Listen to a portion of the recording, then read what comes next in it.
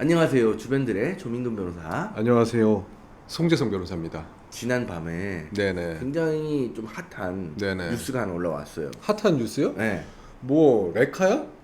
아니, 맨날 뭐 핫한 뉴스만 보고 다니고. 이 레카- 일은 언제? 레카- 소는 누가 키우나? 돈은 임마 소는 안 키워? 이혼 숙녀 캠프 이런 거나 맨날 보고 있잖아. 죄송합니다. 이혼 숙련 캠프 이제 그만 보고 일하도록 하겠습니다. 네, 그런데요. 네, 근데 무슨 핫한 뉴스가? 어젯밤에 네. 저도 깜짝 놀란 게 이거 뭐 장난치는 건가 뭐 이랬는데 정우성 씨가 네네네. 아이가 생겼다. 야하. 이런 기사가 있었어요. 그러니까요. 그 아이를 낳은 그 여성분은 이제 문갑이다라는 그 뉴스가 나온 것 같아요. 네, 이게 사실관계가 먼저 이제 문가비 씨가 한 2021년 정도까지 이제 TV에 나오고 활동을 하다가 네네. 한동안 모습을 보지 못했는데, 아 그래요? 네, 그랬는데 자신의 SNS에 이제 아이하고 같이 찍은 사진 뭐 이런 것들을 올리면서 올렸는데 뭐 그 아이의 아버지라거나 내지는 뭐 결혼에 관한 문제라거나 어허. 이런 거에 대해서는 언급을 안 했대요. 그럼 또 그걸 언론에서 엄청 파봤겠네. 그러니까 네. 그래서 이게 문가비가 출산을 했구나라는 것까지만 나왔지 나머지에 대해서 얘기가 없었기 때문에 되게 궁금해하고 있었는데 그랬는데 갑자기 어젯밤에 기사가 네. 나왔는데 네. 아이의 친부가 정우성이다. 그런데 두 사람이 결혼을 할 생각은 없다. 대신에 그 정우성 씨는 아이의 아버지이기 때문에 양육에 대해서는 자기 책임을 다하겠다. 뭐 이런 식의 이제 그 태도를 취하고 있는 것 같아요. 제가 알기로는 그 뉴스가 아마 디스패치 단독이었던 것 같아요. 디스패치에서 처음에는. 나왔어. 근데 디스패치 단독에서는 그러니까 문갑이랑 정우성이 이제 결혼하지 않고 아이를 키우는데 이제 합심해서 잘 키워나가겠다라는 아름다운 모습으로 이렇게 그려졌는데 네. 다른 이제 뉴스 기사 단독을 보면은 네. 처음에 문갑이 씨는 정우성 씨와 결혼을 하기를 원했다고 해요. 혼인을 하기를 원했다. 여성이면 다들 그런 생각을 하지 않을까. 이거 그대로 내보내는 건데 괜찮겠어요? 아니, 이거 남녀차별주의 아니, 그 그게 여성 아니라- 비하 발언. 그게 아니라 정우성 씨는 농담이고. 엄청나게 유명하고 워너비인 배우잖아요. 모든 여성들이 좋아하는. 혼인은 사랑으로 하는 거지 뭐 유명세로 합니까? 이거 뭐 이상하네. 사랑할 이거. 수도 있잖아. 어쨌든 그래서 문가비는 혼인을 하기를 원했다고 해요. 그래서 그런 것 적극적으로 같아요. 요청을 했는데 그 정우성 씨가 그걸 거부했다. 라는 게 또 다른 뉴스 기사 단독으로 나온 게 있어요. 그래서 서로 간에 처음에는 의사합치가 많이 안 됐었는데 그럼 어떻게 일방이 혼인하지 않겠다는데 뭐 억지로 멱살 잡고 와서 혼인할 수 없는 노릇 아니겠어요? 그래서 결국에서는 혼인하지 않고 아이 양육에 있어서는 두 사람이 이제 최선을 다하기로 이렇게 말씀을 나눈 게 아닌가라는 생각이 듭니다. 결과적으로 이제 보면 그 정우성 씨하고 문가비 씨가 만나긴 했지만 뭐 사귀거나 이런 것도 아니었고 결혼을 전제로 만나는 관계도 아니었기 때문에 이제 아이가 생기긴 했지만 원래부터 결혼 생각이 없었는데 네네네. 결혼을 사실 막 강제할 수는 없잖아요. 그렇죠. 그리고 당연하죠. 이제 또 얘기를 들어보면 정우성 씨가 이제 연세가 어느 정도 된단 말이에요. 하다 보니까 뭐 지금 와서 굳이 결혼 뭐 이런 생각이 들 수도 있는 거고. 그럴 수도 있고요.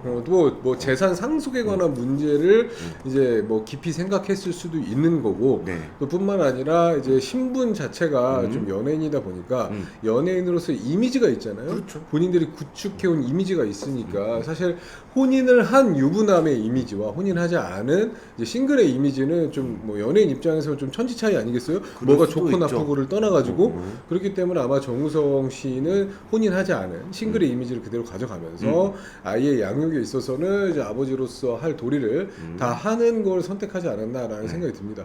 이거는 뭐 당연히 아이가 생겼고 이제 본인의 아이가 맞다고 하면 양육에 대한 책임이나 이런 것들은 당연히 지는 게 맞죠. 그렇죠. 그럴 수밖에 없으니까. 근데 이제 오늘 이제 사실 중점적으로 다룰 거는 뭐 그런 가십거리를 얘기하는 게 아니라 네네.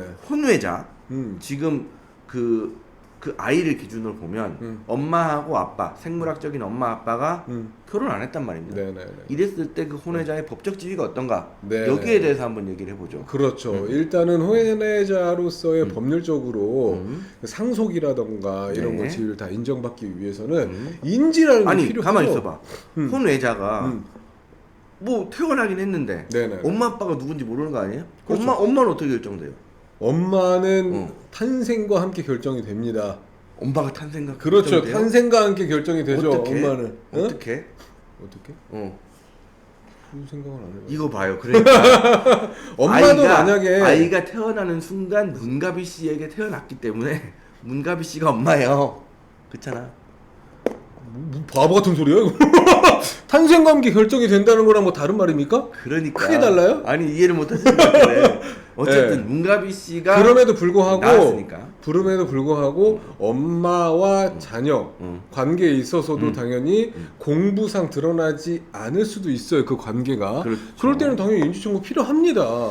그건 그런 뭐 어쩔 수 경우도 있을 수 없어요. 있죠. 있을 수 있죠. 그럼 왜냐면 보면 낳자마자 아무한테도 안 날리고 버렸는데 나중에 이제 알고 보니까 이제 엄마랑 이제 아들 뭐 엄마랑 딸과의 관계더라라고 했으면 그럴 수 있어요. 그럴 수도 있죠. 그런데 근데 이제 보통은 태어날 때 이제 뱃속에서 태어나는 거를 이제 의사가 지켜보고 혼인 신고가 되기 때문에 엄마의 관계 혼인 신고는 아니 출생 신고지. 출생 신고가 되기 때문에. 넌 태어나자마자 혼인하냐? 아우 지겨워 아주 그냥. 그렇게 되죠, 그죠? 네, 그런데 그렇죠. 아버지와의 관계는 많이들 알지 못하고 이제 공부상 정리가 안 된 그렇게 되기 때문에 왜냐면 또 성관계를 다수의 남성과 또 가졌다라고 한다면 누가 아버지인지 모르는 상황도 발생할 수 있기 때문에. 이게 역으로 보면 사실관계로 보면 이래요. 원래 이제 엄마는 엄마로부터 나왔기 때문에 엄마는 자동으로 결정이 되죠.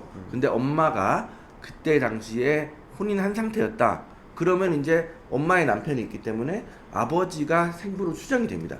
그렇죠. 네. 근데 거기까지는 안 가도 될 것 같아요. 그러니까 이 케이스에서는 네. 엄마가 혼인 안 했어요. 네. 그러니까 아빠를 알 수가 없어. 그렇죠. 그죠? 어쨌든 그렇기 알 수도 때문에 있죠. 알 수도 있고 뭐 알 수 없는. 법률적으로 정해지지 않았잖아요. 정해지지 않았다. 그럼 이제 어떻게 정하냐 이거지 내 그렇지. 말은. 법률적으로 안 정해졌는데 네. 엄마가 미혼이니까. 간단히 말씀드리면은 아버지인 이제 정우성이 자식을 인지하면 됩니다. 이미 인지라고 하죠. 그렇다고 한다면은 뭐 소송이나 이런 거 다 필요 없고 그냥 아버지와 뭐 자녀 관계가 형성이 되고 상속이라던가 이제 아버지와 자녀 사이에서 발생하는 법률 관계가 다 인정이 돼 버립니다. 그래서 이제 인지를 하면 가족관계 등록부에 정우성이 아버지라는 사실이 이제 기재가 되는 거예요. 그렇죠. 그렇게 되면 이제 정우성의 아들의 지위가 생기는 겁니다. 그렇죠. 양육비도 지급을 해야 될 거고 그렇죠. 경우에 따라서 생활비가 필요하면 생활비도 지급을 해야 될 거고 그렇죠. 이런 의무들이 발생하게 되죠. 그렇죠. 그런데 일반적인 우리의 삶 속에서 상당히 많은 경우가 그렇게 이미인지를 하지 않아요. 맞아요. 왜 그러냐면은 이제 한 뭐 두세 번 만남을 가졌고 성관계는 한두 번 이렇게 가졌는데 그 여성이 낳은 아이가 본인의 자녀라는 거를 확신할 수가 없고 그렇죠. 또 그걸 확신하려면 뭘 해야 됩니까? DNA. 유전자 검사를 해야 돼요. 유전자 검사를 해야 되는데 둘과의 관계가 그렇게 한두 번 만나고서 애 낳은 관계인데 그렇게 유전자 검사를 할 정도로 굉장히 친밀하게 협조가 되는 관계가 아닌 경우가 굉장히 많아요. 그럴 수 있죠. 그렇기 때문에 그럴 때는 부부가 아니라 남녀 둘이 이제 뭐 서로 대면하고 연락도 안 하고 유전 검사도 안 하는데 여성은 아이를 키우고 있고 이거 어떻게 해야 되냐 고민하다 결국에서는 남성을 상대로 아이를 이제 법정 대리인으로 해가지고 아이를 법정 대리해서 남성을 상대로 인지청구에 소를 제기하게 돼요. 요게 바로 이제 사실 꽤 많이 나오는 인지청구의 소입니다. 맞아요. 그러니까 엄마가 아빠가 저 사람인데 이게 인지를 안 해줘. 그렇지. 인정을 안 해. 그렇지. 하니까 강제로라도 자임을 인정받아야 되니까 이제 이 인지청구에서의 그 규정을 보면 자 또는 직계비속부의 법정 대리인이 할 수 있어요. 네. 근데 지금은 이제 정우성 씨를 기준으로 보면 이 아이는 자니까 그렇지. 자의 법정 대리인이 이게 문가비 씨가 엄마겠죠. 그렇죠. 그러면 이제 엄마가 정우성 씨를 상대로 인지청구의 소를 제기해. 그렇습니다. 그러고 나면 예전에는 DNA 유전자 검사 이런 것들이 활발하지 않았기 때문에 아니 어떻게 아빠인 줄 알아. 그렇지. 그거 그지? 입증하는 게 굉장히 어려워. 옛날에는 그거 사실 불가능했어요. 네. 어. 너무 옛날 얘기하는 거 아니야? 그 조선시대 얘기하는 거 아니에요? 너는 조선시대엔 사람이 없었냐? 그렇습니다. 그런데 요새는 이제 유전자 검사를 그렇죠. 굉장히 활발히 하고 법원에서도 유전자 검사를 해라라고 명령을 발령을 합니다. 왜냐면 그게 확실하니까. 그렇다고 한다면은 이제 법정 대리인은 자녀를 데리고 가서 유전자를 뽑아내야 되고 그렇죠. 이제 상대방 이제 정우성 씨 입장에 있는 이제 부친 입장에 있는 사람들은 가서 유전자를 뽑아내 가지고 서로 그렇죠. 이제 일치성을 이제 대조하게 되어 있죠. 그러면 이제 유전자 검사를 해가지고 친부일 확률이 뭐 거의 실제 맞으면 뭐 99.7% 막 이렇게 된대요. 네네. 네, 그렇게 되니까 아니면 친부가 아니라면 그러니까 근처도 못 가 확률이. 그러니까 확실한 거야. 아닌지 맞는지는. 그렇지. 99.9%막 이렇게 그렇죠. 나오니까 어쨌든 그렇게 형성이 되면 이제 부모 자식 간의 관계가 형성되기 때문에 그에 따라서 가장 크게 발생하는 효과가 우리는 또 상속이라는 걸 알고 있어요. 그렇죠. 특히 이 사건에서 이제 보면 정우성 씨 같은 경우에는 이게 상속권을 갖는 사람은 1순위가 이제 직계 비속과 배우자 아니겠어요? 근데 정우성 씨는 직계 비속도 없고 배우자도 사실 없었어요 기존에. 배우자는 없는 게 확실한 것 같고요. 없는 걸로 직계 알고 있죠. 비속은 또 모르잖아요. 아직까지 너무 알려진 개인적인 바로는. 네, 오케이. 그런데 그러면 2순위가 이제 엄마 아빠가 되는 건데 직계 네, 존속. 네. 기존에는 우리 정우성 씨가 알려진 바로는 직계 존속이 있었지 1순위 상속인이 없었단 말이에요. 그렇죠. 근데 단숨에 1순위 상속인이 단독으로 생겨버린 겁니다. 그렇죠. 지금. 그렇다고 한다면은 이제 정우성 씨가 예를 들어서 만약에 갑자기 불의의 사고로 내일 가셨다라고 했을 왜 때는 그래 임마 그러지 마. 보내지 말까? 어. 그러니까 이제 어떻게든 뭐 상속이 이루어졌다. 아니, 망인이 돼야 상속이 이루어지는 거니까요. 망인이 되셔가지고 상속이 됐다. 그렇게 너 노골적인 사람이 그렇다고 한다면은 정우성님의 그 재산은 네. 그 1순위 상속인인 그 자녀, 문가비와 그 사이에서 태어난 자녀가 모든 걸 상속받게 되겠죠. 100% 혼자 받아요. 왜냐하면 다른 상속인이 존재하지 않기 때문에. 그런데 네. 여기서 또 한 가지. 아하. 만약에 이제 피상속인 입장에 있는 정우성 씨가 살아생전에 본인의 재산을 제3자, 뭐 재단에 기부한다던가 제3자한테 줘버린다던가 라고 했을 때에는 또 이야기가 달라지겠죠. 이거 진짜 다른 얘기입니다. 예, 만약에 이렇게 막 기부를 해버리고 한 뭐 1, 2년 이상, 2, 3년 이상 이제 생존을 하시다가 돌아가셨다라고 한다면은 이제 상속인이라고 할지라도 그거를 찾아오지 못하는 경우가 발생을 하겠죠. 이게 이제 유류분 반환 청구의 문제인데 그렇죠. 일단은 그 피상속인이 살아있는 상태에서 내지는 유언으로 재산 처분의 자유가 있어요.